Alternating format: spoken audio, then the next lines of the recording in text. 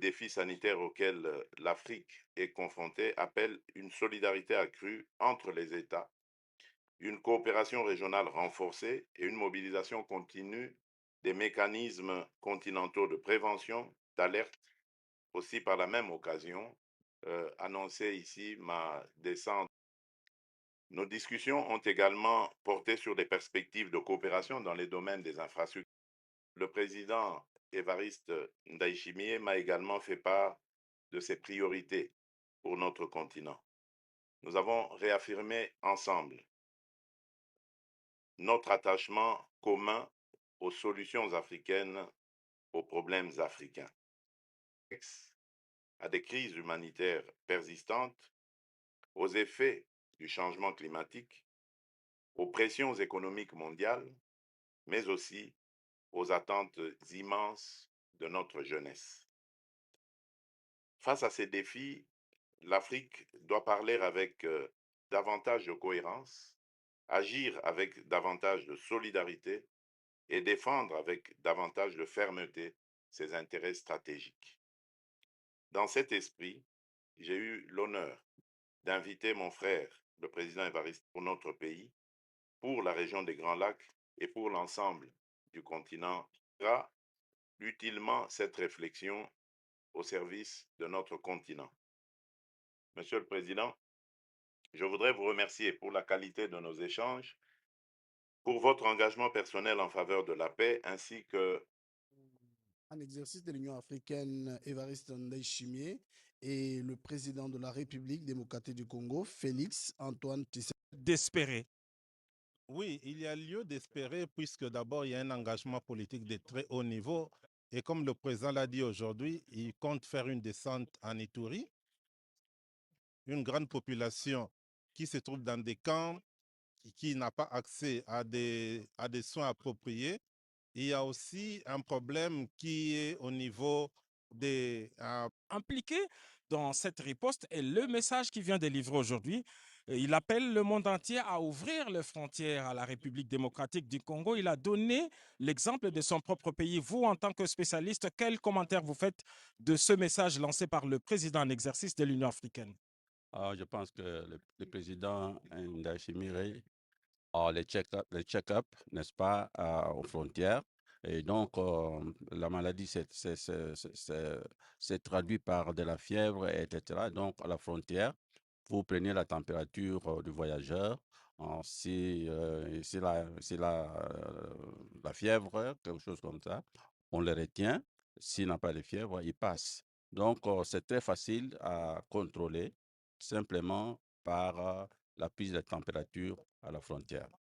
Merci beaucoup, Robert Ndaye. Je vais passer le relais à Robert Ndaye qui va lui s'entretenir avec le ministre. Et d'ailleurs, le 2, vous revenez de Mongwalou, l'épicentre de cette épidémie. Robert, dites-nous, avec monsieur le ministre Roger Kamba, dites-nous, vous venez du terrain, mais c'est aussi catastrophique que le présente le média. Et oui, avant peut-être de répondre aussi à ça, le président annonce son départ pour Ituri. Est-ce que vous êtes satisfait pour la riposte que vous êtes en train de mener sur le terrain? D'abord, merci beaucoup pour la question. Ben, j'étais pas seul, j'étais avec Patrick Mouyaya sur le terrain. Donc, est-ce qu'on est satisfait? Oui, dans le sens où la riposte elle est maintenant bien installée. Nous avons effectivement une riposte, comme dit le représentant de l'OMS, une riposte très solide, très robuste sur le terrain et qui commence à donner des effets. Le premier effet qu'on voit, c'est la diminution de nombre de personnes qui arrivent tard. On voit maintenant qu'il y a de plus en plus de personnes qui arrivent très tôt aux soins, avant ce qu'on appelle, nous, là-bas, la phase humide. La phase humide, c'est quand la personne a la diarrhée, a les vomissements et parfois même a des hémorragies. Patrick Mouyaya, porte-parole du gouvernement. Aussi, l'information.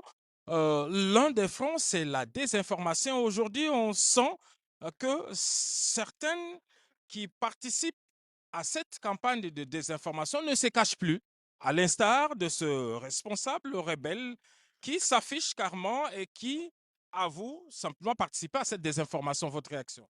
Bon, écoutez, d'eux, on n'est pas surpris parce que d'abord, non seulement qu'ils gouvernent par cri, mais ils n'ont rien d'autre que la sémence et la propagation de la mort. On ne va pas accorder beaucoup de crédit à ceux qui n'en ont aucun parce que justement, lorsque vous avez excellé dans les tueries, lorsque vous allez exceller dans les massacres et lorsque vous venez vous présenter en sauveur, personne ne vous croit. Ça, c'est une chose. Mais l'autre chose la plus importante, c'est l'engagement du président de la République et de tout le gouvernement. Depuis le premier jour de la survenance ou de la déclaration officielle de cette épidémie, nous sommes pleinement mobilisés aux côtés du ministre de la Santé qui dirige la riposte sur le terrain pour que nous puissions faire le combat contre l'infodémie, le combat contre la désinformation, mais aussi le combat contre les résistances communautaires. Vous savez, au début de cette épidémie, beaucoup pensaient que c'était pas, la maladie n'était pas réelle. Beaucoup pensaient que c'était du poison.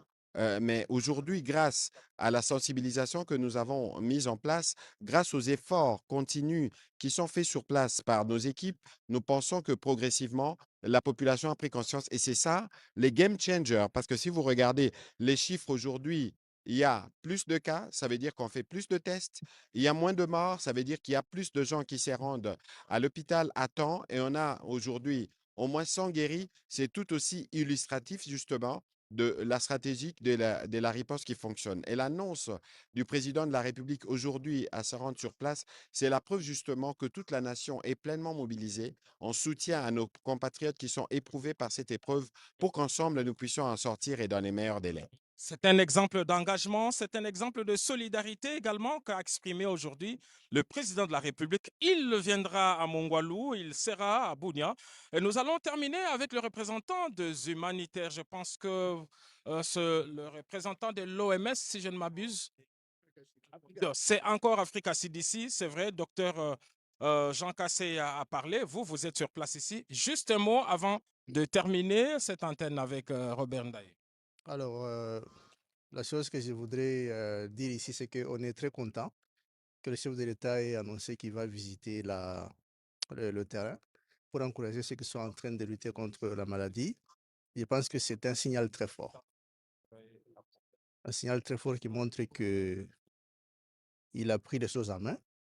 Et quand lui prend les choses en main, nous tous, nous allons suivre et accélérer les progrès sur le terrain de sorte que nous puissions mettre fin à l'épidémie dans un bref délai. Merci beaucoup. Alors, Robert Ndaye, on est en train d'aller vers la fin. Le président du Burundi vient de sortir de la cité de l'Union africaine. C'est également la fin de sa visite d'État ici en République démocratique du Congo. Vous avez animé ces directs avec nous depuis Zera aujourd'hui. Je pense que les bonnes choses ne pouvant plus durer, nous allons procéder à une descente.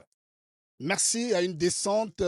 C'est pour vous dire que le président burundais Evariste Ndayishimiye vient de terminer ces 2 jours de visite d'État ici à Kinshasa avec cette conférence de presse animée conjointement entre le président Félix Tshisekedi, le grand monstre, la sécurité. Tous les 2 chefs d'État mobilisent leurs efforts pour la sécurité à l'est de la République démocratique du Congo.